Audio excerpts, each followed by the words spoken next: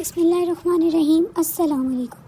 صفدر گھر میں داخل ہوا تو اس کے لبوں پر خوبصورت سی مسکراہٹ تھی۔ لاؤنج میں آیا تو بشرا اور بھابھی بیٹھی باتیں کر رہی تھیں۔ ارے آج تم جلدی آ گئے، وہ گھر پر آ گیا، پھر خود پر قابو پایا۔ ایک پارٹی سے ملنے گیا تھا، سوچا جب آفس کیا جاؤں تو سیدھا گھر ہی آ گیا۔ وہ صوفے پر بیٹھ کے چائے پیو گے؟ بشرا نے پوچھا۔ نہیں، موڈ نہیں ہے، آج ہم گئے تھے دیکھنے، بھابھی نے بتایا، اور صفدر نے سوالیہ نظروں سے دیکھا۔ ذرا بھی اچھی نہیں لگی لڑکی، میں نے تو آج کشور کو بہت ڈانٹ پلائی۔ کیا فضول سی لڑکیاں دکھاتی ہو؟ پوچھو بشرا سے لڑکی کیا تھی؟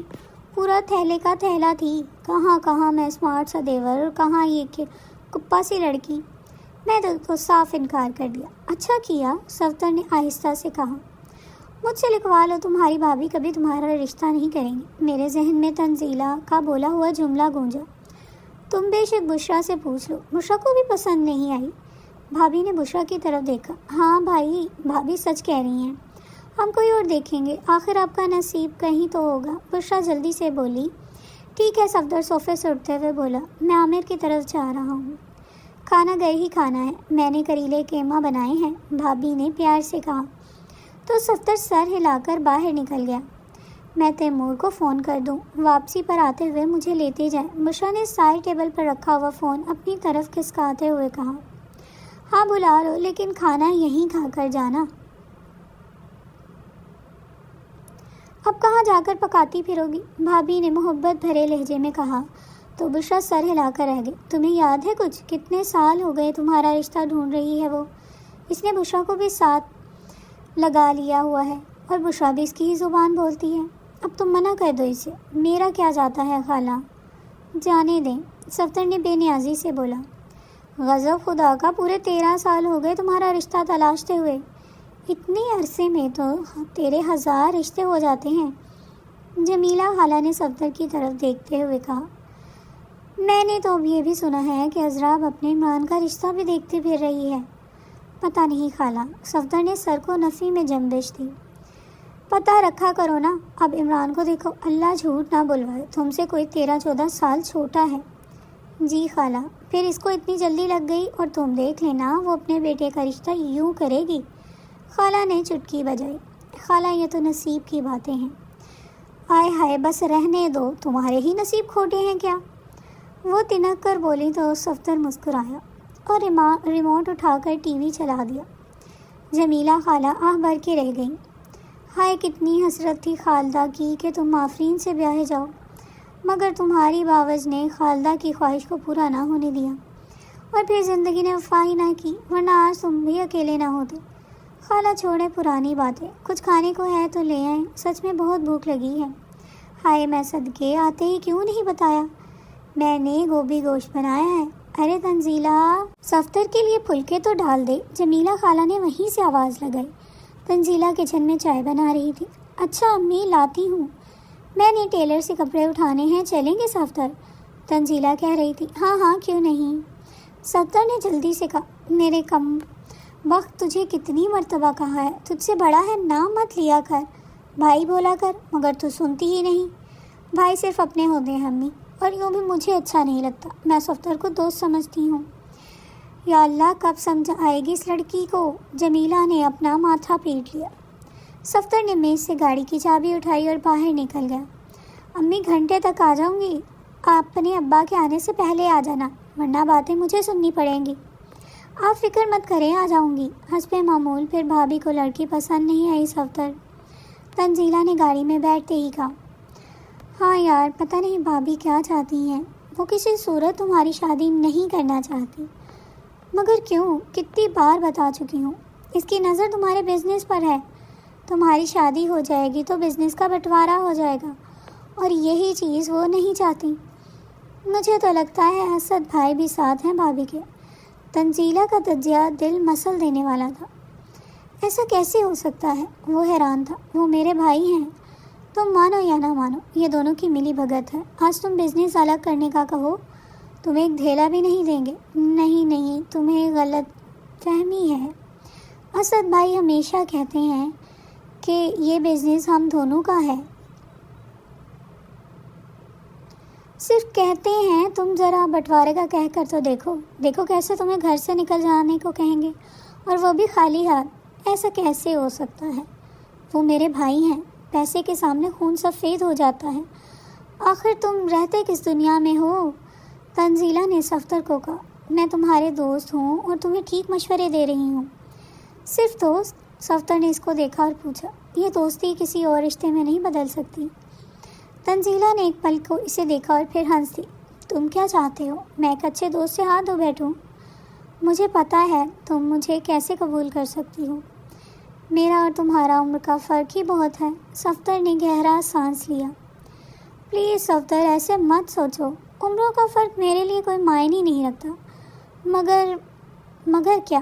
صفدر نے اسے دیکھا، تمہاری بھابھی نہیں مانیں گے۔ تمہیں یاد ہے اس نے آفرین آپا پر کس قدر الزام لگایا تھا؟ اور یاد ہے سب مجھے، تو میں بھی بغیر کسی وجہ کے بدنام ہو جاؤں؟ اس بار ایسا نہیں ہوگا۔ وہ کچھ سوچتے ہوئے بولا، وہ اپنی خصلت سے باز نہیں آئیں گی، تم یہ چھوڑو، بس یہ بتاؤ تم راضی ہو؟ وہ مسکرایا، اتنا بڑا فیصلہ میں ابھی کیسے کر لوں؟ وہ کچھ سوچتے ہوئے بولی، ٹھیک ہے تم اچھی طرح سوچ لو۔ صفدر نے کہا، پھر بولا، ٹیلر کے پاس نہیں جانا؟ وہاں بھی چلتے ہیں، تمہیں پتہ تو ہے امی فساد ڈالیں گی اگر کپڑے لیے بغیر واپس گئی۔ یہ سن کر صفدر نے سر ہلا دیا۔ کمرے سے آتی آواز پر صفدر ٹھٹک گیا تھا۔ مجھے آپ چاچو مت سمجھیں امی، سیدھی طرح بتائیں آپ کو میری شادی کرنی ہے یا نہیں؟ عمران اونچی آواز میں کہہ رہا تھا۔ دیوانہ ہوا ہے؟ دیکھ تو رہی ہوں رشتے، عذرا نے تنک کر کہا۔ جیسے آپ چاچو کی دیکھتی آئی ہیں، وہی ہیں جو آپ کا اعتبار کر رہے ہیں، اس نے طنزیہ کہا۔ ہاں تو وہ شریف لڑکا ہے، اب ادھیر عمر مرد کو لڑکا تو نہ کہیں، عمیر نے ہنستے ہوئے انداز میں کہا۔ بکو مت، کس طرح بات کر رہے ہو؟ کبھی اس نے مجھ سے اونچی آواز میں بات نہیں کی، اور تم دیکھو خود کو، عذرا نے اس کو جھڑکتے ہوئے کہا۔ اپنے حق کے لیے بولنا کوئی غلط نہیں ہے، میں اب جاب کرتا ہوں، اپنی فیملی کو چلا سکتا ہوں، تو میری شادی ہو جانی چاہیے۔ ہاں تو میں نے کب انکار کیا ہے؟ کوئی لڑکی پسند آئے تو آپ کو تو کوئی لڑکی پسند نہیں آئے گی، مجھے پتہ ہے، اس نے بات کاٹ کر کہا۔ میں نے لڑکی پسند کر لی ہے، اور آپ اتوار کو جائیں گی نشاد کے گھر۔ نشاد کون؟ عذرا نے حیرت سے پوچھا۔ میرے آفس میں کام کرتی ہے۔ غضب خدا کا، نوکری کرنے والی لڑکیوں کو تو ویسے ہی دیدہ ہوائی ہوئی ہے۔ وہ بھلا، عمران نے پھر بات کاٹ دی۔ نشاد میری پسند ہے اور میں اسی سے شادی کروں گا۔ میں نہیں جاؤں گی، وہ غصے سے بولی۔ نہ جائیں، مذہب اور قانون ہمیں اجازت دیتا ہے، آنے دو اپنے ابا کو، مجھے ابا کی دھمکی مت دیں، میں نے جو کہہ دیا سو کہہ دیا، عمران نے غصے سے کہا اور کمرے سے چلا گیا۔ صفدر دیوار سے لگ کر کھڑا تھا، اسے لگا جیسے اس کا سانس رک جائے گا۔ تنزیلہ کی رضامندی کے بعد صفدر نے جمیلہ خالہ سے بات کی اور اسی وقت وہ انہی کے پاس بیٹھا تھا۔ میں نے بات کی تھی تمہارے خالو سے، وہ کہتے ہیں کیا گارنٹی ہے کہ تم تنزیلہ کو خوش رکھو گے؟ پہلے آفرین کے ساتھ جمیلہ خالہ کہہ رہی تھیں، خالہ آفرین کا طعنہ مت دیں، تب واقعی میری غلطی تھی، مگر اب 13 سال گزر گئے ہیں، آپ میرا اعتبار کریں، میں تنزیلہ کی ذمہ داری اچھی طرح پوری کروں گا۔ جمیلہ خالہ سوچ میں پڑ گئیں۔ کیا سوچ رہی ہیں خالہ؟ مجھے ڈر لگتا ہے صفدر، میں بیٹی کی ماں ہوں، میں بھی آپ کا بیٹا ہوں، کوئی غیر نہیں ہوں، بھانجے بھی تو بیٹے ہوتے ہیں خالہ۔ صفدر ان کا ہاتھ تھام کر بولا۔ کیوں نہیں بیٹا؟ جمیلہ خالہ نے صفدر کا چہرہ ہاتھوں میں لے کر اس کی پیشانی چوم لی۔ یار عامر، میں تمہارے ساتھ بزنس کرنا چاہتا ہوں، مجھے آپ پارٹنر بنا لو، صفدر نے عامر سے کہا۔ کیوں نہیں، مگر میرے پاس سرمایہ زیادہ نہیں ہے، ہم دوست ہیں یار، سرمایہ میرا ہوگا، تم صرف مارکیٹنگ کرو اور منافع آدھا آدھا۔ ٹھیک ہے، میرے پاس 10 لاکھ ہیں، وہ میں تمہیں دیتا ہوں ابھی، باقی آہستہ آہستہ دیتا جاؤں گا تمہیں۔ ٹھیک ہے، عامر نے حامی بھر لی تو صفدر بہت خوش ہوا۔ میں نے عامر کے ساتھ پارٹنرشپ کر لی ہے، اس کا بہت بڑا کاروبار ہے اور خوب چل رہا ہے، ہم 50-50 کے پارٹنر ہیں۔ یہ تو بہت اچھی بات ہے، تنزیلہ نے کہا۔ یہ سب تمہارا نصیب ہے۔ نہیں صفدر، یہ سب تمہاری محنت ہے، تنزیلہ نے محبت سے کہا تو صفدر مسکرا دیا۔ اس روز وہ ناشتہ کر رہا تھا تو بھابھی نے اس سے کہا، صفدر آج ذرا بشرا کو لیتے آنا۔ کیوں؟ صفدر نے پوچھا۔ شام کو تمہارے لیے لڑکی دیکھنے جائیں گے، کسی نے بتایا ہے رشتہ بہت اچھا ہے، لڑکی بھی اچھی ہے۔ اب بشرا کو فون کر دے، اس نے عذرا سے کہا۔ نہیں، تم لے کر آنا، تیمور آفس چلا گیا، وہ کیسے بچوں کو لے کر رکشے میں دھکے کھاتی آئے گی؟ چلے میں دوپہر کو لیتا ہوں گا۔ صفدر تم کل حیدرآباد کی طرف نہیں گئے تھے؟ اسد اپنی درست پہنچ کر مکہ لگاتے ہوئے اس کے قریب آیا۔ مجھے وقت نہیں ملا، آج جاؤں گا، تم لیٹ مت ہوا کرو۔ اس نے آرڈر کسی اور کو دیا تو نہیں گئے دے گا، میں چلا جاتا ہوں۔ صفدر نے چائے کا کپ رکھتے ہوئے کہا، اور ہاں، وہ جوہر ٹاؤن والا پلاٹ جو ابا جی نے تمہارے لیے لیا تھا، اس کی آخری قسط بھی دے دی ہے، اب اس کا قبضہ لینا ہے۔ تھینک یو بھائی جان، اس نے تشکر والے انداز میں کہا۔ عذرا نے بہت حیرت سے اسد کو دیکھا مگر بولی کچھ نہیں، وہ جلدی سے باہر نکل گیا، مگر جب کچھ یاد آنے پر واپس پلٹا تو دروازے پر آتی آواز سن کر رک گیا۔ اس گھر کی پیمنٹ کیوں کی؟ جبکہ وہ صفدر کے نام ہے، پیمنٹ نہ کرتا تو گھر ہاتھ سے نکل جاتا، اور کیا فرق پڑتا ہے، رہنا تو ہم نے ہی ہے نا۔ صفدر کے کون سے بال بچے ہیں جو حقدار ہوں گے، اس کا جو کچھ ہے ہمارے ہی بچوں کا ہے۔ ہاں یہ تو ہے، عذرا نے کہا۔ آج پھر تم اس کا رشتہ دیکھنے جا رہی ہو؟ اسد نے پوچھا۔ ہاں جا تو رہی ہوں، مگر مجھے پتہ ہے وہ صفدر کی عمر کا سن کر انکار کر دیں گے، لڑکی نے ابھی BA کا امتحان دیا ہے۔ پھر نہ جاؤ، اسد نے کہا۔ صفدر سمجھے گا کہ میں اس کی شادی نہیں کرنا چاہتے، اور سچی بات تو یہ ہے اسد، اب بھلا صفدر کی عمر کہاں رہ گئی شادی کی؟ عذرا نے ہنستے ہوئے کہا۔ صفدر کو لگا جیسے ٹرین اس کے اوپر سے گزر گئی تھی۔ وہ اندر جانے کے بجائے وہیں سے باہر چلا گیا، اسے نہیں پتا وہ کس طرف جا رہا تھا۔ گاڑی اس کی جمیلہ خالہ کے گھر کے دروازے کے سامنے جا رکی۔ وہ جب گھر میں داخل ہوا تو تنزیلہ دھلے ہوئے کپڑے رسی پر ڈال رہی تھی۔ صفدر درخت کے نیچے چارپائی پر بیٹھ گیا۔ کیا ہوا صفدر؟ تنزیلہ گھبرا کر فوراً پوچھنے لگی۔ صفدر وہ اس کا بازو ہلا رہی تھی، اور صفدر آنکھیں موندے لیٹا ہوا تھا۔ کیا ہوا صفدر؟ امی، تنزیلہ کی آواز نہیں نکل رہی تھی۔ کچھ نہیں ہوا، میں ٹھیک ہوں بالکل، وہ گہرا سانس لے کر بولا۔ آنکھیں ہنوز بند تھیں۔ آنکھیں تو کھولو، تنزیلہ بے قراری سے بولی۔ تبھی صفدر نے آنکھیں کھولی تو وہ آنسو آنکھوں کے کناروں سے ٹپک پڑے۔ صفدر تم رو رہے ہو؟ آج رشتے کی ننگی تلوار بن کر میرے سامنے آ گئے ہیں، اور وہ تلوار میرے جگر سے پار ہو گئی۔ تم ٹھیک کہتی تھی، بھابھی چاہتی ہی نہیں میری شادی ہو، آج میں نے ان کے منہ سے خود سنا ہے۔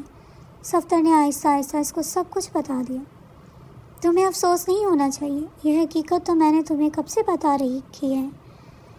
میری زندگی کے 13 خوبصورت سال امنگوں اور امیدوں سے بھرے، بھائی اور بھابھی نے اپنے لالچ کی نظر کر دیے۔ اچھا چھوڑو، اللہ نے جو وقت کسی کام کے لیے مقرر کیا وہ اسی وقت ہوتا ہے۔ تم دل برا مت کرو، چائے لاؤں؟ ہاں پلا دو۔ خالہ کدھر ہے؟ وہ اٹھ کر بیٹھ گئی۔ ساتھ والوں کے گھر گئی ہیں، اب تو آنے والی ہیں۔ تنزیلہ ایک بات کہوں؟ ہاں، اگر میں خالہ سے کہوں تمہاری رخصتی جلد کر دیں تو کیا؟ تنزیلہ نے اس کو دیکھا۔ بھابھی کے ساتھ رہ لو گی؟ ہاں، تم ساتھ ہوگے تو رہ لوں گی۔ شکریہ تنزیلہ، اس نے محبت سے اس کا ہاتھ تھام کر کہا تو مسکرا دی۔ صفدر نے جلد از جلد جوہر ٹاؤن والی کوٹھی کی فائل حاصل کر لی اور اس کو لا کر اپنے پاس رکھوا لیا۔